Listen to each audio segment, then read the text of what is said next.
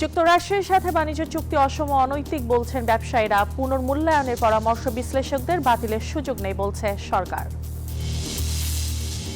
বড় প্রবৃদ্ধিতেও খুশি নন রপ্তানিকারকরা। মধ্যপ্রাচ্যের যুদ্ধ না থামলে রপ্তানি বাজার ঘুরে দাঁড়াবে না বলছেন বিশ্লেষকরা। সরকারিভাবে ধান চাল সংগ্রহ শুরু। ন্যায্য মূল্য থেকে বঞ্চিত হাওড়া অঞ্চলের কৃষক। লাভবান হচ্ছে মধ্যস্থভোগী ও মিল মালিকরা। ব্যবসা বাণিজ্যের অর্থনীতির সর্বশেষ খবর নিয়ে নিউজ 24 এর নিয়মিত আয়োজন পূবালী ব্যাংক প্লেসে বিজনেস টাইমে আপনাদেরকে স্বাগত। সাথে আছে পিঙ্কি সানোয়ার। এতক্ষণ দেখছিলেন সংবাদ শিরোনাম, এবার বিস্তারিত। যুক্তরাষ্ট্রের সাথে করা বাণিজ্য চুক্তিকে অসম অনৈতিক বলছেন ব্যবসায়ীরা। আর অর্থনীতিবিদদের মতে চুক্তির কারণে বড় অঙ্কের রাজস্ব হারাবে বাংলাদেশ। ব্যবধান বাড়বে শুল্ক হারে এবং বেশি দরে কিনতে হবে যুক্তরাষ্ট্রের পণ্য। বিপরীতে বাড়বে যুক্তরাষ্ট্রের বাণিজ্য। নিজের ভূ রাজনৈতিক কৌশল অনুযায়ী বাংলাদেশকে নীতি নিতে বাধ্য করতে পারবে। সব মিলিয়ে এই চুক্তির ফলে বাংলাদেশের লাভ অতি সামান্য, ক্ষতিটাই বেশি। তাই দেশটির সঙ্গে আলোচনা করে এই চুক্তি পুনর্মূল্যায়নের পরামর্শ বিশ্লেষকদের। রিয়া সুমন জানাচ্ছেন বিস্তারিত। গত 9 ফেব্রুয়ারি জাতীয় সংসদ নির্বাচনের ঠিক 3 দিন আগে বাংলাদেশ ও যুক্তরাষ্ট্রের মধ্যে সই হয় পারস্পরিক বাণিজ্য চুক্তি। 32 পৃষ্ঠার সেই চুক্তিতে বাংলাদেশের উপর 131টি জায়গায় বাধ্যবাধকতা আরোপ করা হয়। যুক্তরাষ্ট্রের ক্ষেত্রে তা মাত্র 3। ব্যবসায়ীরা বলছেন, ট্রাম্পের পাল্টা শুল্ক বাতিল হওয়ায় বর্তমানে বাংলাদেশের রপ্তানির উপর সমানভাবে 15% শুল্ক আরোপিত হচ্ছে। ফলে এই চুক্তির মাধ্যমে বাংলাদেশের জন্য বাস্তবে খুব একটা লাভ হয়নি। আমাদের সেক্টরের একটা জায়গার সুবিধা নিতে গিয়া বা সামান্য 2-3-5টা জায়গার সুবিধা নিতে গিয়ে আরো 131টা জায়গায় আমরা অসুবিধায় পড়ব। আমি মনে করি এটা কোনোভাবে এটা হতে পারে না। যে কোনো সময় যে কোনো দেশ 60 দিনের নোটিশে এই চুক্তি থেকে বেরিয়ে আসতে পারবে। যদি মনে হয় এক সময় যে খুব ক্ষতিকারক হচ্ছে এবং আমাদের ইউএস এর মার্কেটের উপরে আমাদের এত ডিপেন্ডেন্সি থাকার প্রয়োজন নাই, বেরিয়ে আসবো চুক্তি থেকে। চুক্তি অনুযায়ী যুক্তরাষ্ট্রের বোয়িং থেকে 14টি বিমান কিনতে হবে। পাশাপাশি 15 বছরে $15 বিলিয়ন জ্বালানি ক্রয়, 5 বছর পর্যন্ত বছরে অন্তত 7 লাখ মেট্রিক টন গম কিনতে হবে। বছরে সয়াবিন ও সয়া পণ্য কিনতে হবে আনুমানিক $350 কোটি। বাড়াতে হবে সামরিক সরঞ্জাম ক্রয়। মার্কিন যুক্তরাষ্ট্র থেকে আমরা যদি তুলা কিনি, তাহলে সেই তুলার থেকে আমরা যে উৎপাদন করব বা ম্যানমেড ফাইবার থেকে যে উৎপাদন করব, সেটার উপরে তারা প্রযোজ্য যে শুল্ক অতিরিক্তটা আদায় করবে না, কিন্তু প্রযোজ্য যে শুল্ক আছে সেটা কিন্তু গড় শুল্ক, যেটা 16%-এর মতো, সেটা কিন্তু থাকবে। আর এটাও কতটুকু তারা দিবে না দিবে চুক্তিতে স্পষ্ট কিছুই উল্লেখ নেই। চুক্তি অনুযায়ী আগামী 10 বছরে যুক্তরাষ্ট্রের 7,132টি ট্যারিফ লাইনের পণ্যে MFN শুল্ক তুলে নেবে বাংলাদেশ। শুল্ক ছাড়ের বড় অংশ শুরুতেই কার্যকর হবে। ফলে শুরু থেকেই বাংলাদেশ রাজস্ব হারাবে। শুল্ক ছাড়, আমাদের শুল্ক যেটা আদায় করতে পারতাম সেটা আমার ছাড় দিতে হচ্ছে।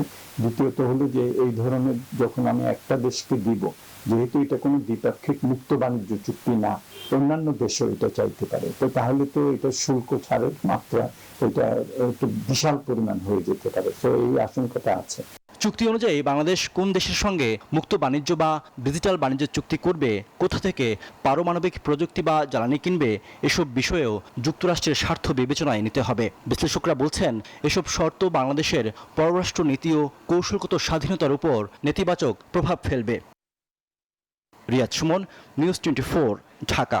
যুক্তরাষ্ট্রের সাথে বাণিজ্য চুক্তি চাইলেই বাতিল করা যায় না। দেশের স্বার্থের বিরুদ্ধে গেলে পুনর্বিবেচনার সুযোগ আছে, জানিয়েছেন বাণিজ্যমন্ত্রী খন্দকার আব্দুল মুক্তাদের। মঙ্গলবার সকালে সচিবালয়ে সাংবাদিকদের একথা জানান তিনি। রাষ্ট্র যখন একটা চুক্তি করে, সেটা এরকম না যে আপনি ইচ্ছা করলে চুক্তি রাখলেন, চুক্তি শেষ করে ফেললেন। ব্যাপারটা এরকম না। এটা তো দুইটা ব্যক্তির চুক্তি না, দুইটা রাষ্ট্রের চুক্তি। আমাদের কাছে যদি কোনো সময় মনে হয় যে এই চুক্তির কোনো একটি ধারা বা একাধিক ধারা যেটি বাংলাদেশের স্বার্থের অনুকূল না, সেটাকে কারেক্ট করার প্রভিশন এই চুক্তির মধ্যেই আছে।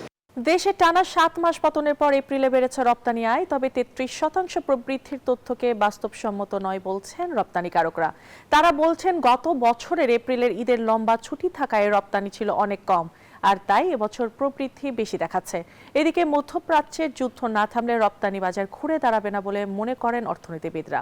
আরও জানাচ্ছেন রিয়াজ সুমন। রপ্তানিতে বড় উল্লম্ফন নিয়েই শুরু হয় চলতি অর্থ বছর।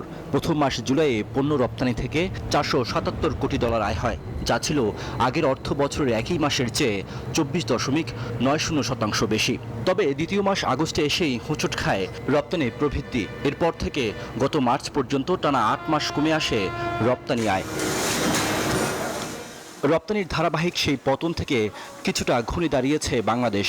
এপ্রিলে আয় এসেছে প্রায় 400 কোটি 99 লাখ ডলার, যা গত বছরের একই মাসের তুলনায় প্রায় 33% বেশি। বিজিএমই বলছে এপ্রিলে পোশাক রপ্তানিতে যে প্রবৃদ্ধি লক্ষ্য করা গেছে তা মূলত আগের বছরের একই মাসে রপ্তানি কম হওয়ার কারণে। কম্পারিজন যেটা হয় আমাদের যে ইয়ার অন ইয়ার করি, তো 2025 সালের হলো এপ্রিল মাসে ঈদের বন্ধ ছিল প্রায় 6 দিন, কোনো কোনো ফ্যাক্টরিতে 7 দিন, কারণ 31শে মার্চে ঈদ হয়েছে।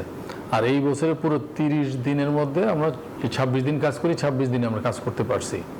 সো সেই জন্য এই কম্পারিজনটা ধরুন রাইট রিফ্লেকশন না, 31% গ্রোথ অবশ্যই না।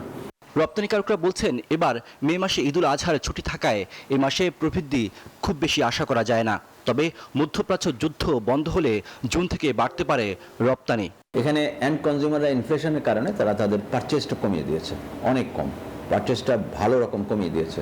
এই কমিয়ে দেওয়ার কারণে আমরা একটা লো ডিমান্ড আমরা দেখছি, এবং ইভেন বায়াররাও অস্বস্তিতে আছে। যুদ্ধ তো থামছে না, সেই যুদ্ধ যদি থেমে যায় তাহলে কিন্তু আমরা একটা পরিস্থিতিতে যাব।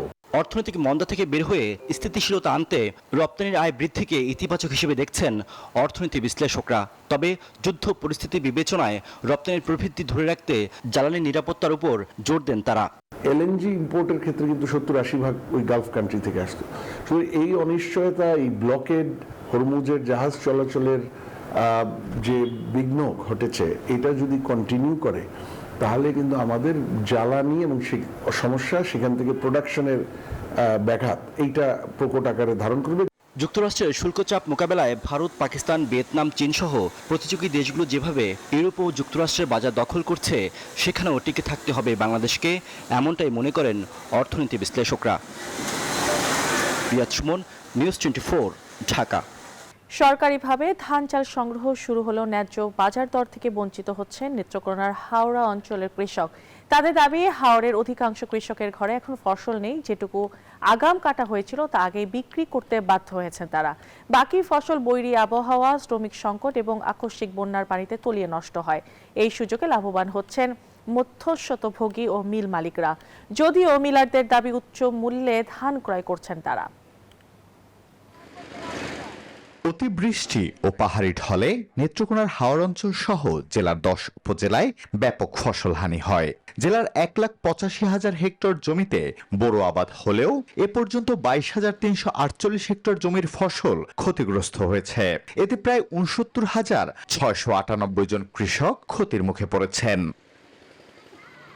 চাষিরা জানান, বৈশাখের শুরুতে ধান কাটা শুরু হলেও সময় মতো শ্রমিক না পাওয়ায় টানা বৃষ্টি ও পাহাড়ি ঢলে ধান কাটা সম্ভব হয়নি।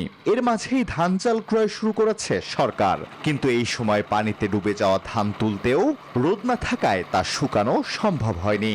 এতে এই ক্রয় কার্যক্রমে প্রকৃত কৃষকের চেয়ে মিলার ও ব্যবসায়ীরাই লাভবান হচ্ছে বলেও দাবি ভুক্তভোগী চাষিদের। এখন দাম 700, 750, 770, 80 এর উপরে ব্যস্ত আছে না, কিনছে কিছু অন্য কিনতে আছে, এই ধরেই কিনা তারা টাইপ করে লা। মিল মালিকরা মূলত এটা সবাই লাভবান হয়। তবে মিল মালিকদের দাবি, মাঠ থেকে উচ্চ মূল্যেই ধান কিনছেন তারা।